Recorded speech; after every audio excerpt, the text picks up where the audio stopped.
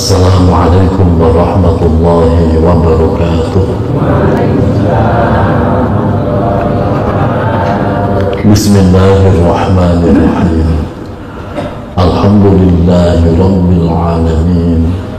Wassalatu wassalamu ala ashrafil anbiya'i wa imamil mursalin Sayyidina wa habibina wa maulana Muhammadin wa ala alihi wa sahbihi ajma'in. Hasbunallahu wa ni'mal wakil, ni'mal maula wa ni'mal nasir, wa la hawla wa la quwwata illa billahil aliyyil azim.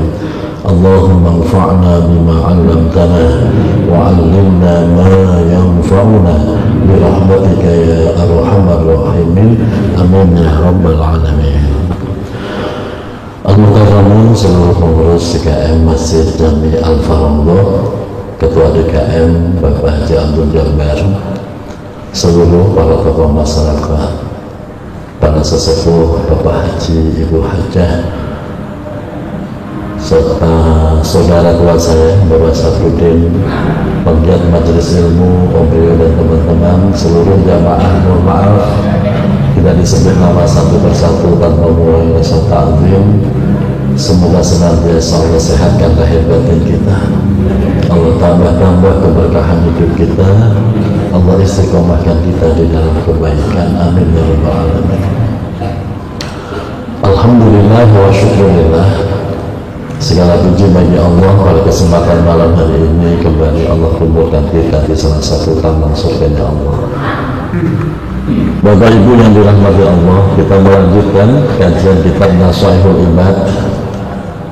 Tadinya kita berharap ada yang sudah siap membacakan surah Al-Mulk. Siapa?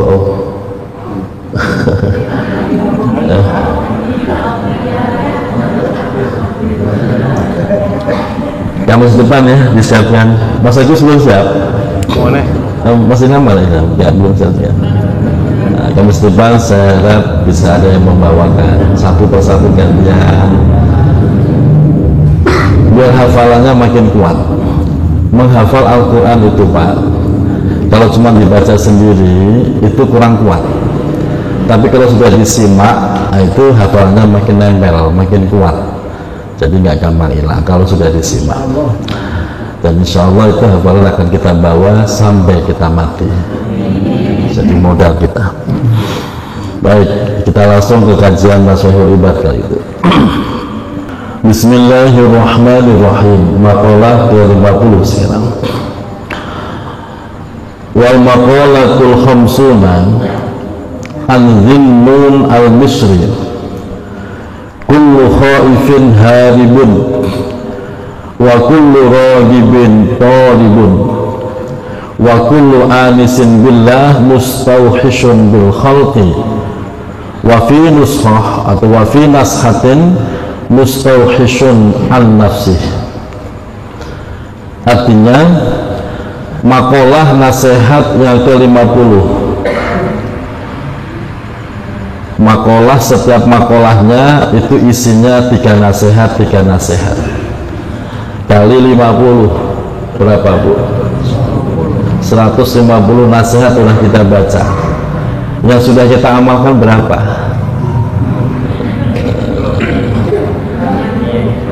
Jadi ini yang perlu kita renungkan. Kita sudah membahas 150 nasihat ilmu, 150 ilmu.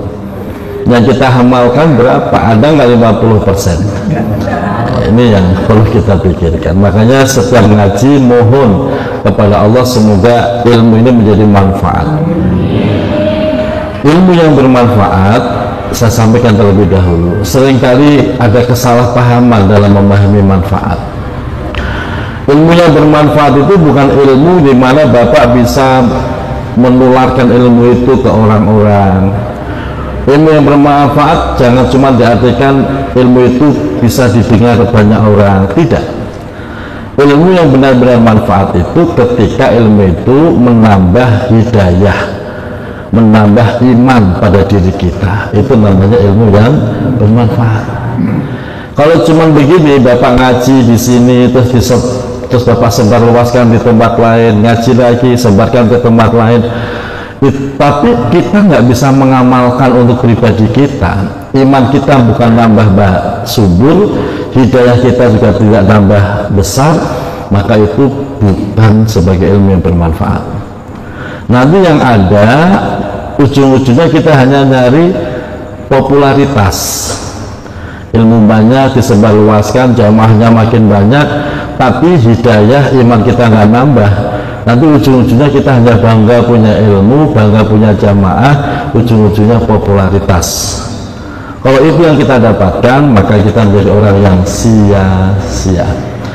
Maka saya bilang sama Om Bro, ini kok jamaah makin banyak ya, gitu. Bubarin apa ngajinya?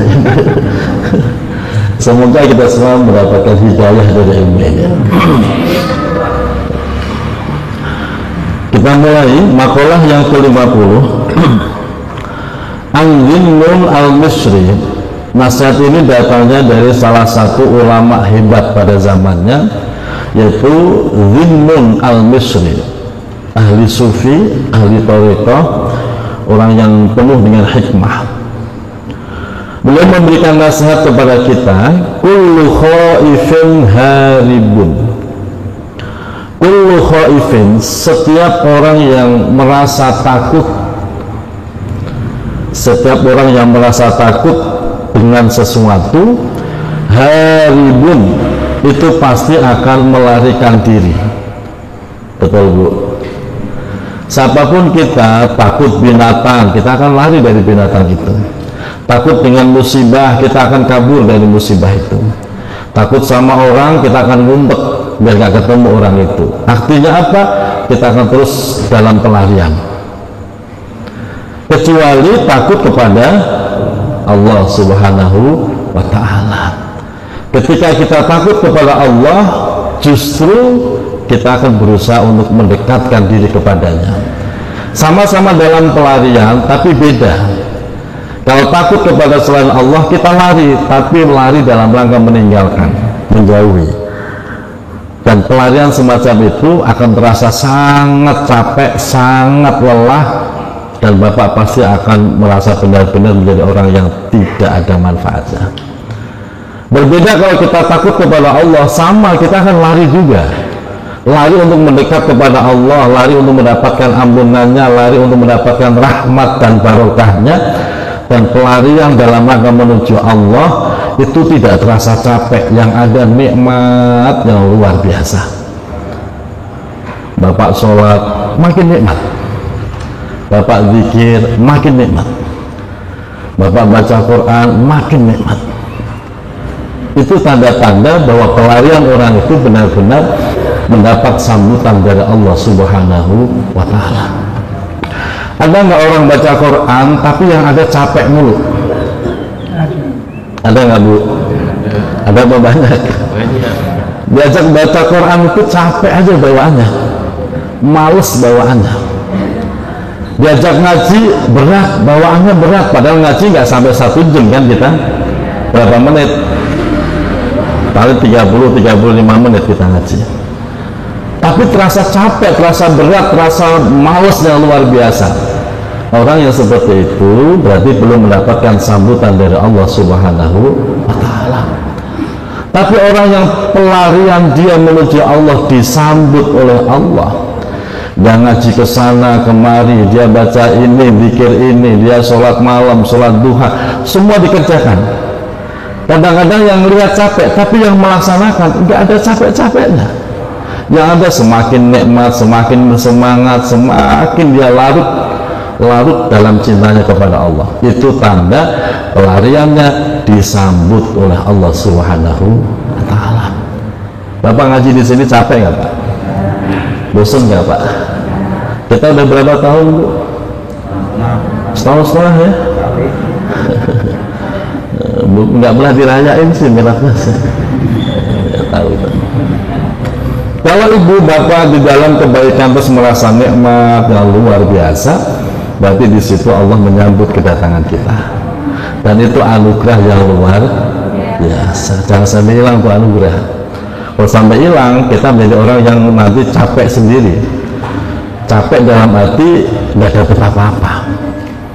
Makanya di sini kullu khaifin haribun, setiap orang yang takut maka dia akan kabur, lari meninggalkan, kecuali takut kepada Allah Subhanahu wa ta'ala. Wa kullu rajibin talibun, yang kedua,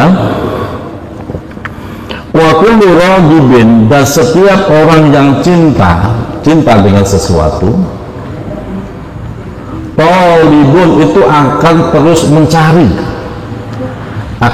mencari untuk mendapatkannya. Ini sebuah kaidah.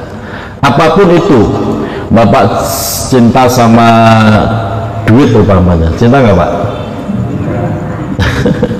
Bapak cari siang malam itu duit, melek mata yang dipikirin duit. Ibu-ibunya juga begitu, cinta sama apa? Cinta sama baju, ya dia akan cari tuh baju yang model begini, mau baju yang harga segitu, dicari terus. Cinta sama ilmu, sama, dia akan berjuang untuk mencari ilmu dimanapun, ilmu dikejar, dicari. Sehingga di sini menjadi berbeda, Bu. Kalau ibu cinta kepada hal-hal selain Allah, ibu akan capek mengejar sesuatu itu. Tapi kalau ibu cinta kepada Allah, maka pencarian kita kepada Allah itu berujung manis, indah, dan justru kita yang akan dicari oleh Allah. Enakan mencari apa dicari? Enakan mencintai apa dicintai? Enakan merindu apa dirindu? Emang pernah ngerasain? Kalau Bapak cinta kepada sesuatu selain Allah, Bapak akan capek mencari terus. Dan mencari sesuatu selain Allah itu nggak ada habisnya. Bapak nyari harta, kerja tiap hari, ada habisnya? Nggak ada habisnya, nggak ada selesainya. Makanya di dalam pencarian pengembaraan batiniah atau spiritual seorang muslim, sama dia mencari cintanya Allah, terus mencari, tapi di situ nanti dia akan mendapatkan yang namanya sebuah muara cinta, yaitu ma'rifat kepada Allah Subhanahu wa ta'ala. Ketika dia sampai pada titik ini, maka dia tidak akan terasa capek sama sekali. Justru orang yang pada titik ini, level ini, dia tidak hanya dicari oleh Allah, dia tidak hanya dicari oleh malaikat-malaikat Allah, dia tidak hanya dicari oleh hamba-hamba Allah yang solih, bahkan dunia akan mengejar dirinya. Dunia akan mengejar dirinya. Orang-orang hebat, para ulama, para wali-walinya Allah, dia kelihatan hidup sederhana bukan karena nggak punya duit, nggak punya harta. Orang-orang model begitu itu, harta itu malah mencari, Bu. Harta itu mencari, menawarkan diri, saya boleh nggak ikut sama Pak Kiai, saya boleh nggak ikut sama orang soleh ini. Cuma kadang ulamanya, wali-walinya Allah itu yang menolak, dia lebih memilih hidup sederhana. Karena tahu betul kesederhanaan itu justru akan menambah gairah cinta kepada Allah Subhanahu wa ta'ala. Kalau semakin banyak harta, cinta kita akan terganggu sama Allah. Maka sering saya sampaikan di dalam kaidah ilmu tasawuf, Pak, ketika kita beribadah, anggaplah sholat. Itu kalau dalam ilmu tasawuf, teorinya sedikitkan aksesoris pada dirimu kalau mau sholat. Sebab semakin banyak aksesoris yang nempel pada diri kita, itu semakin mengganggu kekhusyuan sholat kita. Bapak biasanya nggak pakai cincin, sholat pakai cincin, dilihatin nggak itu cincin? Dikit-dikit dilihatin, begitu. Terus tetangganya pakai cincin, dibandingin deh, gitu Pak, mengganggu itu. Bapak biasanya mukenanya biasanya sederhana, udah 3 tahun mukenanya nggak pernah ganti, tiba-tiba punya mukena baru gitu. Makin khusyuk apa makin nggak khusyuk, Bu? Yakin makin khusyuk? Susah. Biasanya malah terganggu, Pak, terganggu. biasanya pakai sarung biasa gajah duduk, terus pakai sarung BHS gitu nanti gitu. Itu yakin sholatnya nggak bakal khusyuk. Yang ada ya bandingin punya temennya bagusan gue ada gitu. Penyakitnya begitu. Makanya dalam ilmu tasawuf teorinya ketika kita ibadah sedikitkan aksesoris pada diri kita. Berbeda ketika kajiannya fikih. Kalau kajian fikih, kalau sedang ibadah pakai semua yang dimiliki biar ada nilai pahalanya. Itu fikih, Pak. Jadi ibu pokoknya mau sholat nih, ada gelang 3 biji, cincin 3 biji, pakai semua buat sholat. Nah gitu, Pak. Biar gelang itu ada nilai pahalanya. Itu kajian fikihnya. Tapi kalau kajian tasawuf bertolak belakang. Kenapa demikian? Tasawuf itu lebih memikirkan batin kita. Objek kajian tasawuf seperti yang kita kaji itu memikirkan bagaimana hati ini tidak terganggu, bagaimana hati ini tetap khusyuk, fokus pada Allah Subhanahu wa Ta'ala, tidak kok malah berpaling, lihat cincin, lihat gelang, lihat macam-macam. Nah, itu makanya di sini kita diharapkan, ditekan untuk bisa membagi kapan kita harus berperilaku tasawuf, kita harus berperilaku fikih. Itu ada kawasan areanya masing-masing. Tapi kalau bisa menggunakan dua-duanya ya bagus, semua aksesoris dipakai tapi hati tetap khusyuk. Nah, itu baru keren namanya, Pak. Tapi itu susah loh, Pak, susah itu. Tapi ya dilatih. Yang ketiga, wa kullu amisin billah mustauhishun bil khalqi. Wa kullu amisin, dan setiap orang yang berteman dekat, anis itu berteman dekat, billahi dengan Allah, orang kok dekat sekali dengan Allah, dekat sekali, mustauhishun, maka dia akan meninggalkan bil khalqi dengan makhluk, merasa tidak nyaman, tidak betah dengan makhluk yang lainnya. Wa fi nuskhah, di dalam naskah yang lain, mustauhishun an nafsi, maka dia akan meninggalkan segala sesuatu an nafsi, dari dirinya sendiri. Maksudnya begini, Pak, orang kalau sudah semakin dekat sama Allah, merasa betul kedekatannya dengan Allah, makin cinta, makin rindu gitu ya, maka dia akan semakin menghindarkan diri dari semua hiruk pikuk duniawi termasuk makhluk lainnya. Kalau kemarin saya contohkan, ketika orang itu tidak dekat dengan Allah, kok sendirian, pasti dia bingung, bete, boring, bosen, nyari teman kemana-mana. Tapi ketika orang itu dekat dengan Allah, kok nggak ada orang, malah kebenaran dia merasa sangat nyaman, sangat asyik dengan Allah, tidak ada yang mengganggu. Makanya jangan heran, ulama-ulama, wali-wali besar itu rata-rata banyak yang nggak punya istri. Itu, Pak. Kenapa? Karena istri rata-rata ganggu ibadah itu. Bapak Haji Rasul tidak ada punya istri, menduda. Ini kan Bandani ini wajahnya, Bandani walinya Allah itu, Pak. Karena kenapa? Nggak mau diganggu istri. Nah ini kan akan berbeda, Pak. Jadi kalau tasawuf melihat sudut di mana istri bisa mengganggu ibadahnya, tapi kalau fikih menikah itu kan sebuah ibadah, betul ya? Maka sudut pandangnya menjadi berbeda.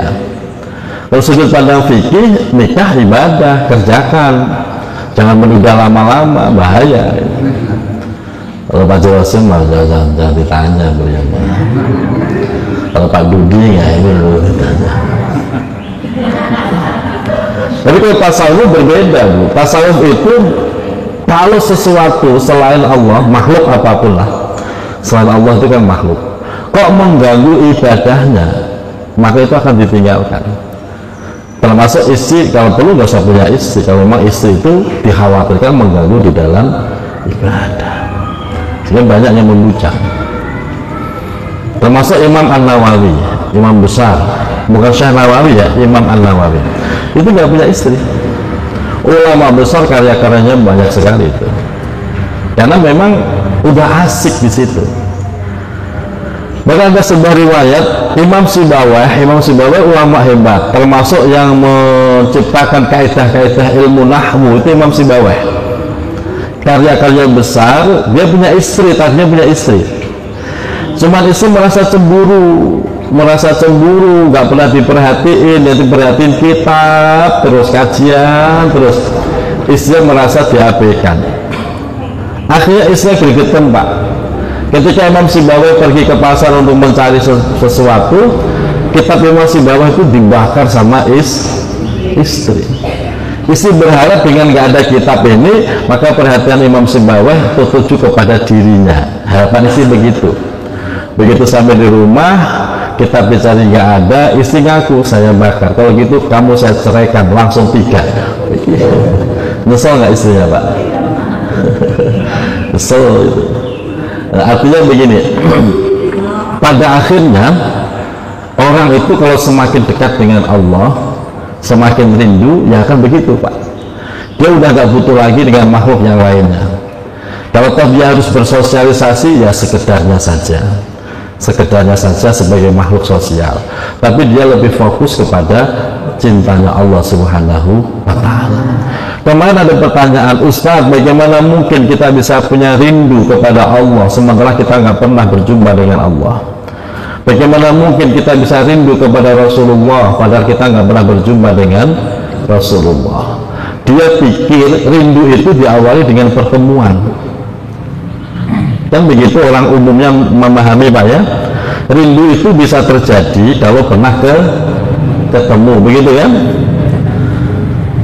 Kaidah itu menjadi salah, karena ada orang nggak pernah bertemu tapi rindu.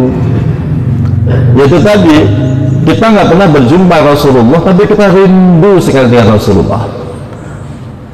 Kenapa bisa begitu? Yang menyebabkan rindu itu bukan pertemuan.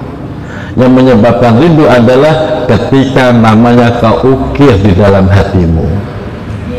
Woi, paham nggak? Ini cinta tingkat tinggi nih, Pak.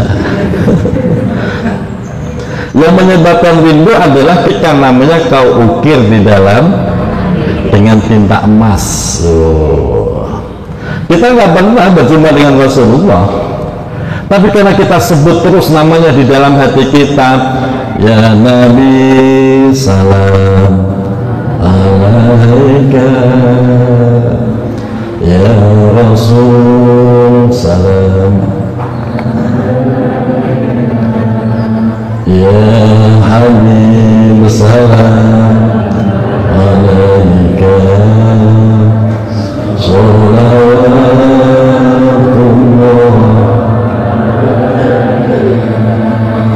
itu hati bisa bergetar, Pak, bisa nangis sendiri kita.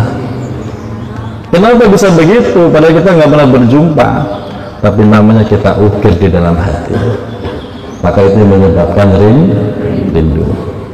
Bapak ibu berjumpa dengan suami tiap hari, tapi kalau nama suami nggak pernah diukir di dalam hati istrinya, istri nggak bakal rindu. Pulang boleh, nggak pulang juga bodoh amat. Kira-kira begitu ya terjadi, Pak. Iya, Bu. Kayak Pak Sapuddin kan lebih rindukan apa enggak? Jadi jawabannya itu bukan karena harus diawali dengan pertemuan baru muncul rindu, enggak. Teori itu terbantahkan. Sama, kita harus punya rindu sama Allah. Justru kalau kita nggak punya rindu sama Allah, aneh kita. Kenapa aneh? Loh, setiap saat kita sebut namanya kok. Setiap saat kita ruku, kita sujud, kita menengadahkan tangan kepadanya. Loh, kok nggak punya rasa rindu kepada Allah? Itu aneh sekali. Maka pertanyaannya, Bapak rindu nggak sama Allah? Serius? Caranya biar rindu ya, nama Allah jangan sekedar disebut di lesan, ukir namanya di hati, tancapkan di hati. La ilaha illallah, la ilaha illallah. Jadi kalau zikir itu benar-benar ditancapkan di hati. Tarikannya begitu. Maka dalam dunia tarekat itu diajarin cara zikirnya. Tarikannya dari mana? Tarik la ilaha illallah, la ilaha illallah. Jadi sehingga setiap disebut nama Allah, hati kita ikut bergetar, ada rasa rindu di situ. Maka bagi orang-orang yang pada level ini, Pak, kok diomongin kamu mau mati, emang dia sedih, girang, Pak, girang. Kenapa girang? Karena dia akan berjumpa dengan yang dirindukan. Ibu kalau diajak mati senang apa girang? Saya yakin takut kan? Bapak kalau disuruh mati takut atau senang? Kenapa? Karena rindunya belum ada. Kalau rindunya sudah tertanam dengan kuat, yuk ketemu Allah, ayo besok, jangan besok lah, sekarang aja, begitu Pak. Udah kebelet rindunya. Bapak pernah ngerasain sakitnya rindu nggak sih? Tidak pernah jatuh cinta. Ibu pernah ngerasain rindu yang teramat sangat tapi belum kesampaian, pernah nggak Bu? Sampai meriang, panas, dingin gitu. Nggak pernah ya? Nggak, jadi kalau nggak pernah saya susah neranginnya Pak. Itu yang terjadi Pak. Maka jangan heran kalau Bapak baca sejarah orang-orang hebat, ada yang setiap disebut nama Allah langsung menjerit pingsan, ada yang disebut nama Allah langsung menggigil gak karu-karuan, ada yang disebut nama Allah langsung nge-fly, ada. Ini tanda-tanda cinta yang luar biasa itu begitu. Makanya sekali lagi, orang yang sudah sangat akrab dekat dengan Allah, maka dia akan mengasingkan diri. Tujuannya apa? Untuk terus bermesraan dengan Allah Jalla Jalaluh. Orang yang sudah dekat dengan Rasulullah ya sama, dia akan terus bermesraan dengan Rasulullah dengan sholawatnya, sehingga yang ada itu senang, rindu kapan bisa berjumpa dengan Rasulullah, kapan bisa menghirup harum badannya Rasulullah, dan seterusnya. Semoga diri kita termasuk kelompok yang ini. Sudah selesai makalah berikutnya. Wal maqalatul hadiyatu wal khamsuna, makalah yang ke-51. Qala al-arifu billahi ta'ala, qala telah memberikan nasihat, masih sama dari tadi Imam Dhinnun al-Misri, nasihatnya masih dengan ulama yang sama. Al-arifu billah, beliau itu al-arif billah, orang yang sangat mengenal Allah, ma'rifat kepada Allah. Itu memberikan nasihat seperti ini. Al-arifu billahi ta'ala asirun wa qalbuhu basirun wa amaluhu lillahi kasirun. Ini nasihatnya. Al-arifu billah, orang yang sangat mengenal Allah, asirun itu akan menjadi orang yang tertawan, orang yang tertawan, nggak bisa kemana-mana Pak. Maksudnya gimana? Ya karena dia nggak bisa berpaling dari Allah. Semakin dia mengenal Allah, semakin dirinya terpenjara di dalam cinta kepada Allah, nggak bisa berpaling ke lain hati. Kira-kira begitu Bu. Sama ibu kalau udah cinta banget sama suami kan nggak bisa berpaling ke lain hati. Ya tuh sekarang masih cinta apa enggak?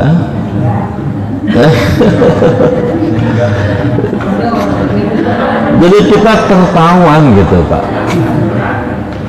tertawan oleh cinta. Sama, semakin dia cinta pada Allah, semakin dia mengenal Allah dengan keagungan dan sifat-sifat yang mulia, maka orang itu akan semakin tertawan dengan cintanya Allah dan memang tidak pengen melepaskan diri. Berbeda kalau ditawan penjajah musuh, kita pengen melepaskan diri. Tapi kalau tertawan dengan cintanya Allah, tidak pengen melepaskan diri, dan memang tidak bisa, Pak. Nanti yang muncul itu adalah kebesaran-kebesaran Allah yang muncul dimanapun dia berada. Yang tampak oleh matanya adalah keagungan dan kebesaran Allah.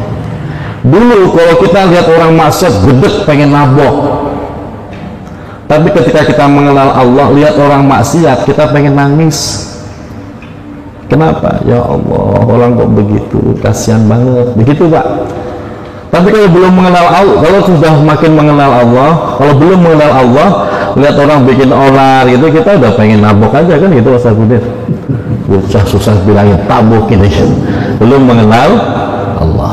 Tapi kalau semakin mengenal Allah, yang ada itu Rahman Rahim, welas asih, Pak. Ada orang nakal, ya kita yang ada nangis, ya Allah, semoga diberikan pintu taubat, begitu. Makanya semakin orang mengenal Allah, semakin yang muncul itu welas asihnya, bahasa-bahasa cintanya, lesannya yang muncul bahasa kasih sayang, bahasa tubuhnya, gestur badannya itu mencerminkan bahasa-bahasa kasih sayang. Itu tanda-tanda al-arifu billah. Yang kedua, orang yang arif billah, kenal Allah, makin dekat dengan Allah, wa qalbuhu basirun, tanda-tandanya wa qalbuhu basirun, hatinya semakin tajam, Pak. Batinnya semakin tajam. Kenapa? Karena tabir-tabir itu akan Allah hilangkan. Sehingga ada istilah waskito. Kalau dalam bahasa Jawa ada istilah waskito. Di sini ada nggak bahasa waskito? Waskito. Waskito itu tahu sebelum minara. Jadi Bapak apabila ketemu dengan orang yang arif billah, Pak, Bapak mau sowan silaturahim ke orang itu, Bapak belum duduk, belum ngomong, itu si kiai tersebut sudah tahu apa yang ada di dalam hati kita. Itu mah al-arif billah. Kenapa? Batinnya tajam. Batin itu, Pak, digambarkan kalmir hati kita, batin kita itu ibarat cermin. Cermin ini kalau dia kotor, dia tidak bisa menangkap bayangan dengan baik. Tapi kalau hati batin ini ibarat cermin yang bersih banget, maka apapun yang lewat di depannya, bayangannya akan tertangkap dengan baik. Betul kan? Sama, Pak. Orang yang semakin mengenal dengan Allah, hatinya itu ibarat cermin. Apapun yang lewat di depannya akan tertangkap dengan jelas. Ini orang begini, ini maksudnya begini, ini akan terjadi seperti ini. Itu tertangkap dengan jelas. Kalau dukun beda. Kalau dukun itu bukan karena kebersihan hati, dia dapat bantuan dari khodamnya. Saya kasih tahu perbedaannya, Pak. Dukun kelihatannya kalau ngomong cespeng, kalau nebak bener. Apakah itu dari hati? Tidak, itu dari bantuan khodam. Khodam itu jin, dibisikin sama jinnya, seakan-akan itu seperti orang hebat. Tapi kalau al-arifu billah, orang yang marifat kepada Allah, tahu ini, tahu itu, tahu ini, tahu itu karena batinnya bersih. Ini yang disebut dengan kasyaf, terbuka mata batinnya. Kalau sudah terbuka mata batinnya, yang dilihat bukan perwujudan lahiriah. Jadi melihat orang itu yang tampak sesuai dengan batinnya. Maka jangan heran itu terjadi pada Jawa Timur. Sampai dia itu nggak berani ketemu orang. Ulama ini nggak berani ketemu orang. Kenapa? Karena setiap lihat orang, yang wujud itu batinnya. Tampangnya tampang manusia, kalau batinnya batin binatang, yang wujud ya tampilan binatang. Kadang-kadang kelihatan seperti anjing, monyet, babi. Itu tergantung akhlaknya si orang tersebut gitu. Sampai ulama ini mengasingkan diri, nggak berani ketemu orang sebab khawatir keceplosan gitu. Karena saking kasyafnya seperti itu.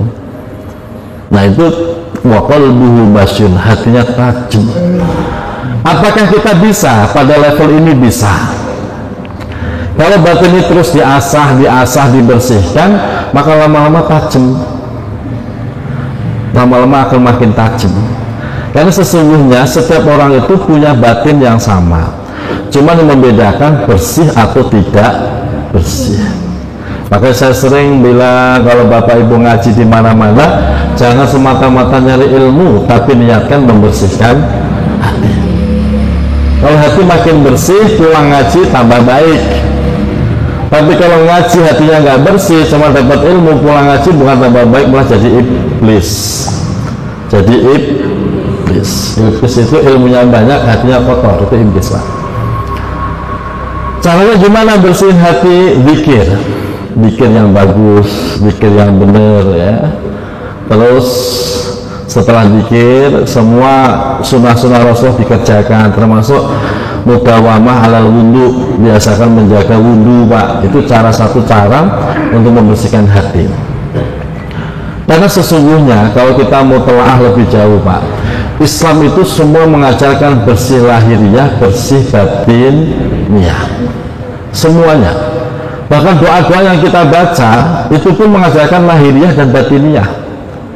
Coba seperti doa mau makan, apa enggak? Yuk bareng. Allahumma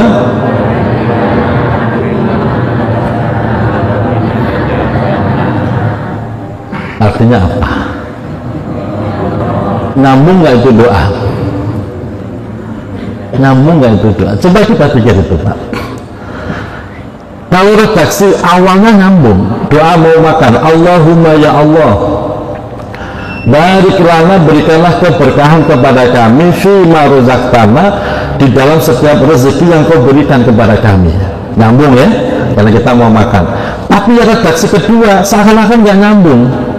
Apa? Wakina azab, dan jagalah kami dari siksa api neraka. Apa hubungannya neraka dengan makan? Nyambung nggak Pak? Karena nggak paham. Dan begitu kita paham hakikat daripada ini semua, maka itu menjadi nyambung. Kenapa kita mau makan kok diajarkan biar terhindar dari api neraka? Karena sesungguhnya sebab makanan itu orang bisa giat di dalam ibadah, dan sebab makanan itu pula orang jadi malas beribadah. Betul. Makanya dengan doa itu, ketika kita makan menjadi sebuah kekuatan untuk beribadah, sehingga makanan itu tidak hanya untuk mengenyangkan tapi memberikan energi pada batin kita. Ini tanda bahwa Islam itu mengajarkan bersih lahiriahnya, bersih batin. Jangan cuma mikirin lahiriah tok, tapi juga pikirin batiniah juga. Ada doa lagi, yaitu doa setelah cebok. Apa enggak? Apa coba? Allahumma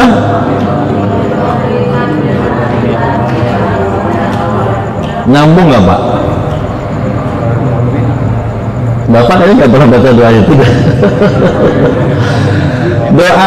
Doa setelah cebok, Allahumma tahhir qalbi wa hassin, Allahumma tahhir qalbi minal nifaq wa hassin farji minal fawahish. Itu kalau Bapak pahami makna secara tekstual, nggak nyambung itu doa.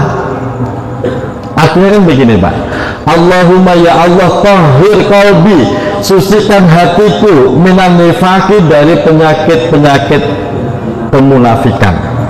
Apa hubungannya cebok dengan sifat munafik? Nyambung nggak?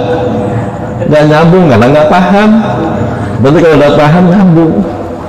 Kalau yang kedua nyambung, wahassin farji minal fawahish, dan jagalah farjiku dari segala macam perbuatan yang kecil. Nyambung.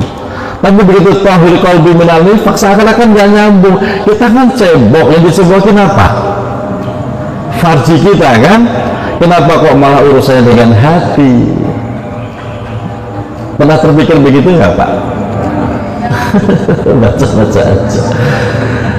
Inilah sekali lagi indahnya Islam. Jadi Islam itu tidak hanya mengajarkan bersih farjinya, tapi itu farji biar menjadi farji yang taat. Ketaatan farji tergantung hati. Kalau Bapak punya farji, hatinya nggak bersih, itu farji bisa ngayap kemana-mana. ngayap ke tetangga, ngayap ke parung, begitu. Ada begitu orang sono. Ini kenapa? Tapi begitu Bapak Allah matahari qalbi, ya Allah bersihkan hatiku, itu farji, itu taat. Dan farji itu tahu mana yang halal, mana yang haram.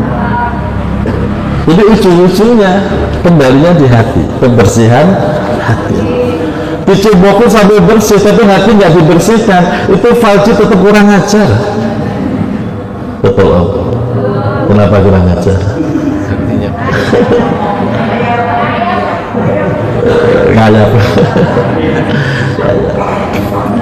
Kayak terakhir dan masih banyak lagi doa yang perlu kita renungkan itu Pak. Wa amaluhu lillahi kasirun, orang yang ma'rifat kepada Allah. Tanda ketiga, wa amaluhu, amal ibadahnya lillahi kepada Allah kasirun, tambah hari tambah banyak, tambah rajin. Semoga Allah istiqomahkan kita, Allah buka hati kita, dan Allah ma'rifatkan hati kita.